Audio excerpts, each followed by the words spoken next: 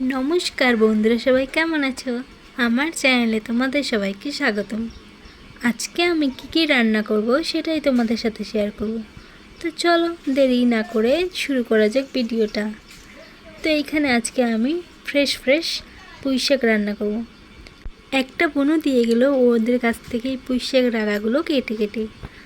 তো আজকে আমি এটাই রান্না করব। তো ফ্রেশ একদম টাটকা পুঁই শাক রান্না করব। খেতে তো অসাধারণ, টাটকা ফ্রেশ পুঁই শাক।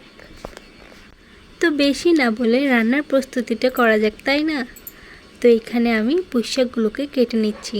এই পুঁই শাকের এগুলো আগা থাকায় পুঁই শাকের ডাঁটায় যে আঁশটা থাকে ওই আঁশটা নেই। তো কাটতেও অনেকটা সুবিধা, তাড়াতাড়ি কেটে ফেলা যাবে আর তাড়াতাড়ি রান্নাও হয়ে যাবে। তো এইখানে এভাবে আমি পুঁই শাকগুলোকে যতটুকু আজকে রান্না করব ততটুকু কেটে নিচ্ছি। এতগুলো তো আর একদিনে রান্না করা যাবে না, তাই যতটুকু খাবো ওই হিসেবেই ততটুকু কেটে নেব পুঁই শাক। তারপরে এখানে আমার এখন সবটুকু পুঁই শাক কাটা হয়ে গেছে। আজকে পুঁই শাকের ঝোল রান্না করব, তাই পুঁই শাকের সাথে 2টা আলুও কেটে দিচ্ছি লম্বা করে, একটু মোটা করে, তাহলে খেতেও ভালো লাগবে। তো এখন আমার পুঁই শাক ধোয়া হয়ে গেছে আর এখানে চালও ধোয়া হয়ে গেছে। আর এখানে আমি ধুয়ে নিলাম চাক করে আলু ডিম রান্না করার জন্য। আর এখানে শাকের জন্য পেঁয়াজ কুচি, রসুন কুচি, লঙ্কা কাটা হয়ে গেছে। আর সাইডে ছিল আদা ডিমের সাথে দেবো বলে। তারপরে আমি উনানটা ধরিয়ে দিয়ে উনানকে 3বার নমস্কার করে নিলাম। নমস্কার করে কড়াইটা বসিয়ে দিলাম।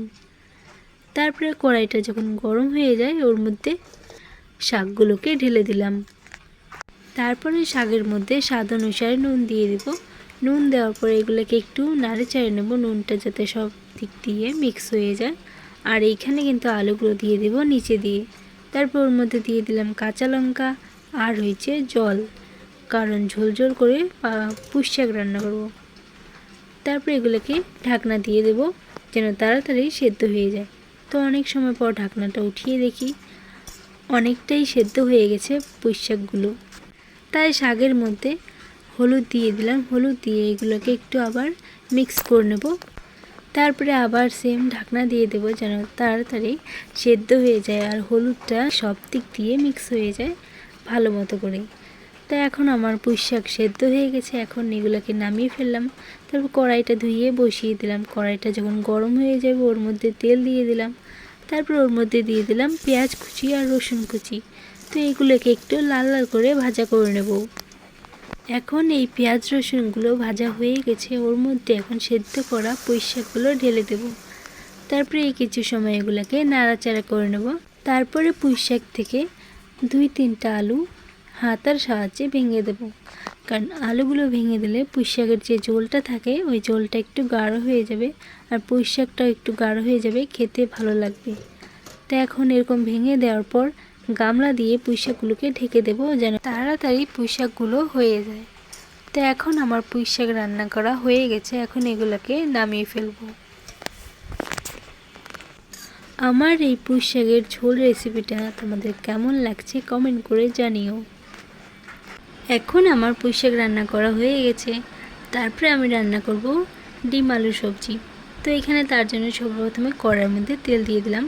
তেলগুলো যখন গরম হয়ে যাবে ওর মধ্যে দিয়ে দেব অল্প কয়টা জিরে। তারপরে জিরেগুলো হয়ে গেলে ওর মধ্যে দিয়ে দেব কেটে রাখা 3টা মিডিয়াম সাইজের পেঁয়াজ কুচি। তারপরে এগুলোকে লাল করে ভাজা করে নেব। ভাজা হয়ে গেলে ওর মধ্যে ঢেলে দেব চাক করে কেটে রাখা আলুগুলো। তারপরে এগুলোকে কিছু সময় নাড়াচাড়া করার পর ওর মধ্যে স্বাদ অনুসারে নুন দিয়ে দেব। তারপরে এগুলোকে আবার কিছু সময় নাড়াচাড়া করে ঢাকনা দিয়ে ঢেকে দেব যেন তাড়াতাড়ি সেদ্ধ হয়ে যায়। তো আবার অনেক সময় পর ঢাকনাটা উঠিয়ে দেখি আলুগুলো অনেকটাই সেদ্ধ হয়ে গেছে। তো এইভাবে একটু সময় নাড়াচাড়া করে ওর মধ্যে দিয়ে দেবো আদা বাটা। তারপরে এগুলোকে আবার ঢাকনা দিয়ে দেব। ঢাকনা দেওয়ার পর অনেক সময় পর ঢাকনাটা উঠিয়ে দেখি সবজিগুলো মানে আলুগুলো অনেকটাই সেদ্ধ হয়ে গেছে। তো ওর মধ্যে দিয়ে দেব হলুদ দেওয়ার পর আলুগুলো চারদিকে ছড়িয়ে নেব, কারণ আলুর ভিতরে তেল হয়ে গেছে আর এই ডিমগুলো ভাজা করব। তো আলুগুলো সাইড থেকে উঠিয়ে ওর মধ্যে আরও একটু তেল দিয়ে কড়াইয়ের মধ্যে ডিমগুলোকে ভাজা করে নেব। আজকেও দেখো আমার ডিমের অবস্থা, ছুলতে গিয়ে ভেঙেই গেছে, অর্ধেক অর্ধেক নাই ডিম। কী অবস্থা ডিম! আমি ডিম ছুলতে গেলে সবসময় এমনই হয়, কি বলবো আর, আমার ভাগ্যই খারাপ। গোটা ডিম ছুলতেই পারি না, একটা না একটা ভাঙা থাকবেই। আজকে আমি ডিম রান্নাটা অন্য স্টাইল করছি, জানি না কেমন হবে, তো তোমাদের সাথে দেখাচ্ছি কীভাবে রান্না করছি। এই ডিমের সাথেই এই ভেজে রাখা আলুগুলো দিয়ে দিলাম, তারপর ওর মধ্যে দিয়ে দিলাম জল, লঙ্কার গুঁড়ি, তারপরে এগুলোকে ঢাকনা দিয়ে দিলাম। তো অনেক সময় পর ঢাকনাটা উঠিয়ে দেখি সবজির ঝোল অনেকটাই টেনে গেছে, তার মানে সবজি প্রায় হয়ে আসছে। তো এই সময় এর মধ্যে জিরে বাটা আর গরম মশলা বাটা দিয়ে দিলাম, দিয়ে এগুলোকে একটু নাড়ে তারপর ওর মধ্যে আলুগুলো ভেঙে দিলাম যেন ঝোলগুলো গাঢ় হয়ে যায়। তারপরে এগুলোকে কিছু সময় নাড়াচাড়া করে ঢাকনা দিয়ে দেব যেন মশলাগুলো পুরো সবজির সাথে মিক্স হয়ে যায়। তো আবার কিছু সময় পর 2-3 মিনিট পর ঢাকনা উঠিয়ে দেখি সবজিগুলো পুরো রেডি নামানোর জন্য। দেখুন এগুলোকে নামিয়ে ফেললাম। আমার এই ডিমের ঝোলের রেসিপিটা তোমাদের কেমন লাগছে কমেন্ট করে জানিও। এখন আমার রান্না কমপ্লিট, এখন আমি সব কিছু গুছিয়ে টুছিয়ে তারপরে আমি খেতে বসে পড়লাম। তো এখন আমি বসে পড়লাম খাওয়ার জন্য। তো এইখানে আছে ডিম আলুর ঝোল আর হয়েছে ওইখানে পুঁই শাক। আজকে আমি আমার পছন্দেরই সব কিছু রান্না করলাম। ডিমও আমার থেকে মাছ মাংসের থেকে বেশি ভালো লাগে, আর পুঁই শাকও অনেকটা ভালো লাগে খেতে। তো তোমাদের আমার ভিডিওটা কেমন লাগছে কমেন্ট করে জানিও। যদি ভিডিওটা ভালো লেগে থাকে তাহলে ভিডিওটাতে লাইক করে দেবে এবং চ্যানেলটাকে সাবস্ক্রাইব করতে ভুলবে না। আজকের জন্য এতটুকুই, দেখা হচ্ছে নেক্সট